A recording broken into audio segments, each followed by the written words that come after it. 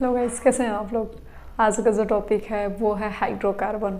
ये जो है 11th क्लास का चैप्टर है हाइड्रोकार्बन। ये एग्ज़ाम में आने वाला है। और हाइड्रोकार्बन समझ गए तो 12th के सारे कंसेप्ट समझने में आप समझने के लिए कैपेबल हो जाओगे। तो हम सबसे पहले सीखेंगे हाइड्रोकार्बन। हाइड्रोकार्बन क्या होता है एंड हाइड्रोकार्बन का हमारे डेली लाइफ में क्या यूज़ है एंड इसके बाद से क्लासिफिकेशन ऑफ हाइड्रोकार्बन। इतना सीखने के बाद फिर आगे के बारे में हम सोचेंगे। तो सबसे पहले हम क्या सीखेंगे, हाइड्रोकार्बन होता क्या है।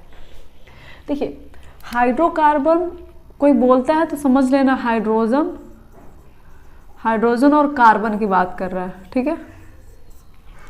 और कहो कोई पूछता है हाइड्रोकार्बन, देखो अपनी बॉडी भी हाइड्रोजन और कार्बन से मिलकर बनी हुई है, ठीक है।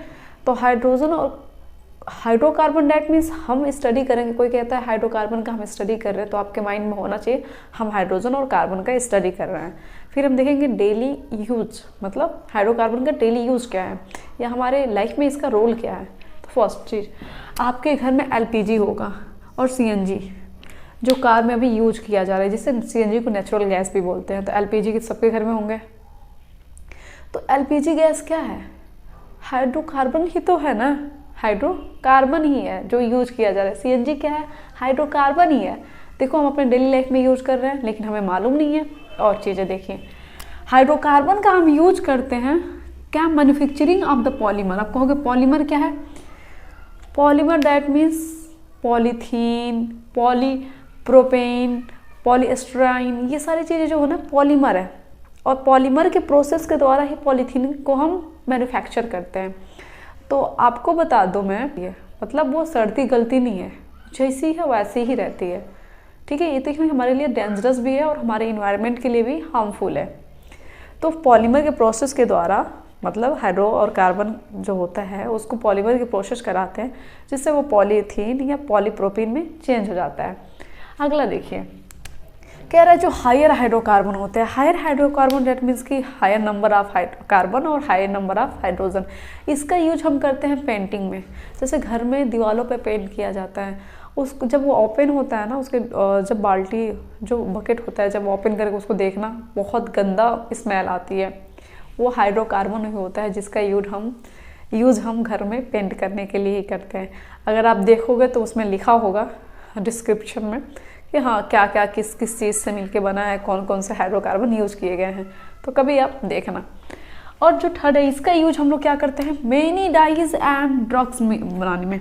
डाइज को अगर हम कहा जाए तो डाइज मीन्स होता है जैसे कपड़ा का, ये जैसे मैं क्लॉथ पहनी हुई हूँ तो इसके कलरिंग की बात की जा रही है, डाइज करना। तो आज के टाइम में नेचुरल चीज़ों का यूज नहीं किया जाता है डाइज करने में, इतनी चीज़ें आर्टिफिशियल हो गई है। तो वेरी थिंग्स का यूज किया जाता है कपड़ों को। तो ये जो डाइज किया हुआ है ना, ये नेचुरल नहीं है, ये हाइड्रोकार्बन के हेल्प से डाइज किया हुआ कपड़ा है। तो इसके कलर मतलब फेड होने के, मतलब हटने के चांसेस थोड़े कम हो जाते हैं। आप कहोगे ड्रग्स मतलब नशा करने वाला, नो नशा वाला नहीं, ड्रग्स मीन्स मेडिसिन। तो जितने भी हम मेडिसिन लेते हैं उसमें हाइड्रोजन और कार्बन कॉमन सी बात है, ठीक है। और से भी कंपोनेंट्स होते हैं बट हाइड्रोजन और कार्बन कॉमन सी बात है। तो हम हाइड्रोकार्बन का यूज अब नॉर्मली है, एग्जाम में भी पूछ देगा कि हमारा डेली लाइफ में कहाँ कहाँ यूज करते हैं, एलपीजी में, सीएनजी में। एंड इसका पॉलीमर की प्रोसेस करके हाइड्रोजन और कार्बन को हम पॉलीथीन, पॉलीप्रोपीन, पॉलीएस्टराइन में भी चेंज कर देते हैं। इसका यूज घर में पेंट करने के लिए भी होता है। एंड सबसे लास्ट एंड फोर्थ, इसका यूज हम डाइज मतलब कपड़ों की कलर करने के लिए या हम ड्रग्स के रूप में, डैट मीन्स मेडिसिन के रूप में भी करते हैं। अब हम देखेंगे क्लासिफिकेशन ऑफ हाइड्रोकार्बन। तो फिर स्टार्ट करते हैं। तो हम अभी देखने वाले हैं क्लासिफिकेशन ऑफ हाइड्रोकार्बन। तो हाइड्रोकार्बन को हम जब क्लासिफाइड करते हैं तो 3, ठीक है, 3 फॉर्म में, सैचुरेटेड, अनसैचुरेटेड, एरोमेटिक। सैचुरेटेड का मतलब समझते हैं। सैचुरेटेड मीन्स होता है कि कार्बन के बीच या कार्बन हाइड्रोजन के बीच क्या हो, सिंगल बॉन्ड हो, डबल बॉन्ड ना हो, सिंगल बॉन्ड हो। और सिंगल बॉन्ड होने के साथ साथ ये देखिए, ये एक स्ट्रेट लाइन बनाता हो, ये इसको ओपन चैन बोलते हैं। ये क्लोज चैन ही है, ओपन चैन है, एक स्ट्रेट लाइन बना रहा है।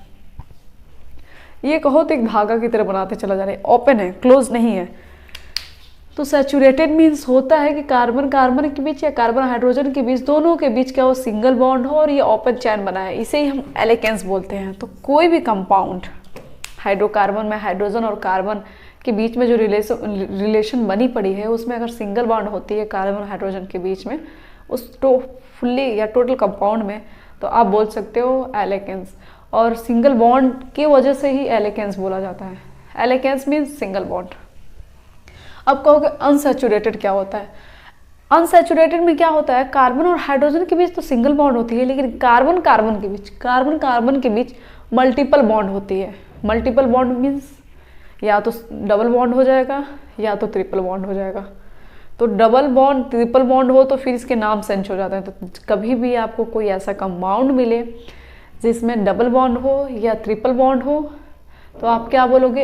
Unsaturated hydrocarbon. क्या बोलोगे? Unsaturated hydrocarbon.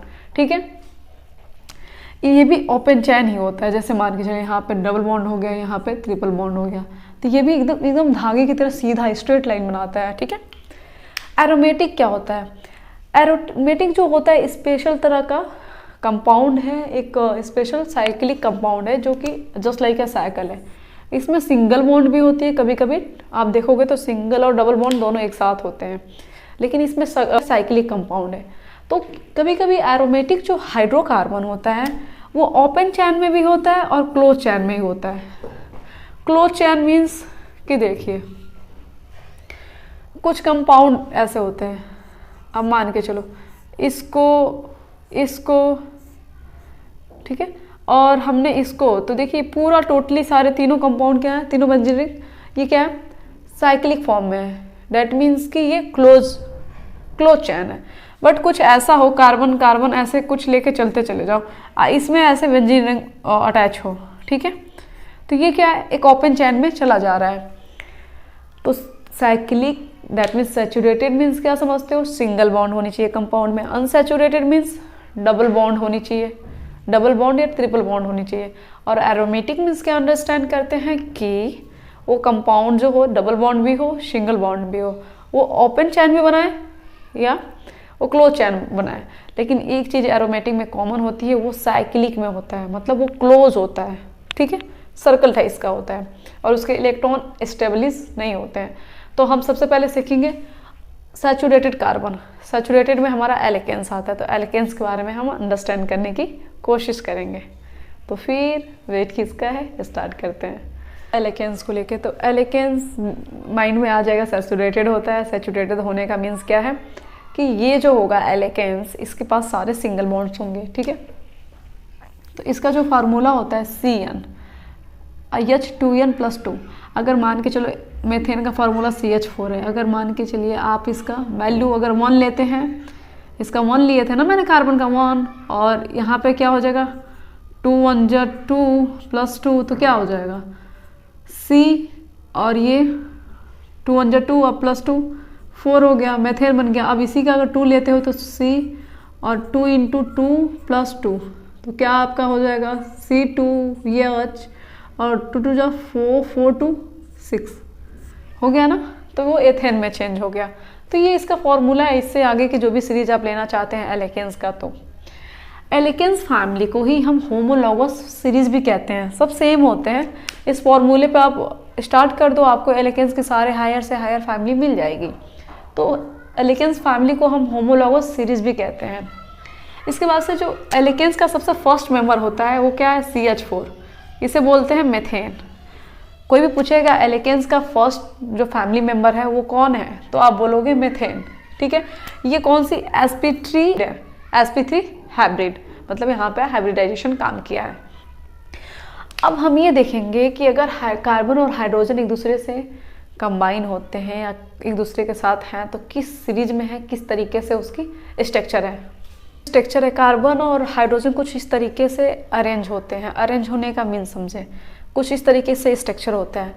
और हर कार्बन के हर हाइड्रोजन के बीच की जो कोण होती है, जो एंगल्स होता है, वो 109.5 डिग्री होती है, ठीक है। इस तरीके से अरेंज होते हैं कि सारे हाइड्रोजन के बीच में जो स्पेस होते हैं 109.5 डिग्री का होता है, ठीक है। और इस तरीके से ये अरेंज होते हैं। आप इसको बोलते हैं टेट्राहेड्रॉन। इसको टेट्राहाइड्रल स्ट्रक्चर बोलते हैं। फिर आप कहोगे कि ये तो जस्ट लाइक अ ट्रायंगल दिख रहा है, बट ट्रायंगल नहीं है, ट्रायंगल नहीं है। ये जो मेरा मुट्ठी है, ये मान के चले आपको, मान लीजिए क्या है, ये जो मेरा ये जो मैंने ऐसे हैंड को किया है, ये मेरा कार्बन है, ये क्या है आपका हाइड्रोजन है। तो कुछ इस तरीके से होता है, इसकी स्ट्रक्चर कुछ इस तरीके से होती है। अंडरस्टैंड कर रहे हैं? ये इसके बीच का डिस्टेंस 109.5 डिग्री है, इससे इसके बीच का जो डिस्टेंस है 109.5 डिग्री है। इसका इस बीच से जो डिस्टेंस है, इधर का देखोगे आप डिस्टेंस, तो ये सबका डिस्टेंस है ना इतना होता है, यहाँ पे। तो चारों तरफ से एक डिस्टेंस है, डिस्टेंस मेंटेन किया गया है, वो है 109.5 डिग्री का। अब कहोगे कि दीदी अगर पास हो जाता तो रिपल्सन हो जाता ना बेटा। अगर कोई चीज़ पास हो जाएगा, सेम स्पेसिस है, तो एक दूसरे में धक्का मुक्की होना स्टार्ट हो जाएगा। जैसे प्लस को क्या करती है, मतलब धक्का देती है कि तुम दूर जाओ। सेम अगर ये सारे हाइड्रोजन एक हैं, इस तरीके से अरेंज किया जाता है, कंपाउंड इस तरीके से अरेंज होना चाहता है कि उसके बीच में रिपल्सन प्रोसेस ना लगे। रिपल्सन प्रोसेस लगेगा तो वो कंपाउंड क्या होगा, अनस्टेबल हो जाएगा। वो हम भी लाइफ में क्या होना चाहते हैं, स्टेबल होना चाहते हैं। तो कोई भी कंपाउंड क्या होना चाहता है, स्टेबल होना चाहता है। तो जो हमारा मेथेन है, CH4 है, वो टेट्राहाइड्रल इसकी स्ट्रक्चर होती है, और ये इस तरीके से अपने आप को अरेंज करता है कि हाइड्रोजन के बीच की जो डिस्टेंस हो 109.5 डिग्री हो, 109.5 डिग्री। तो याद रखना किस तरीके से था, नीचे ऐसे फोर्थ है, ये एक दूसरे के पास नहीं है, पीछे हैं, आगे हैं, फिर ऐसे हैं। ठीक है, ये डिस्टेंस बनाने के बाद एक ऊपर है, बीच में क्या है आपका कार्बन है। ठीक है, तो ये आपकी चीज़ें हैं। अगला हम नोमेनक्लेचर और आइसोमेरिज्म देखेंगे, उसके बाद से प्रिपरेशन एलेकेंस देखेंगे। अभी के लिए बस इतना ही, आप चीज़ों को देखें, अंडरस्टैंड करें, समझें। हम नेक्स्ट टॉपिक अगले वीडियोस में अच्छे तरीके से और चीज़ें डिस्कस करेंगे। आप केमिस्ट्री बहुत बेटर वे में सीख जाएंगे, बिल्कुल टेंशन ना लें। ठीक है, कूल डाउन। तो बाय, टेक केयर।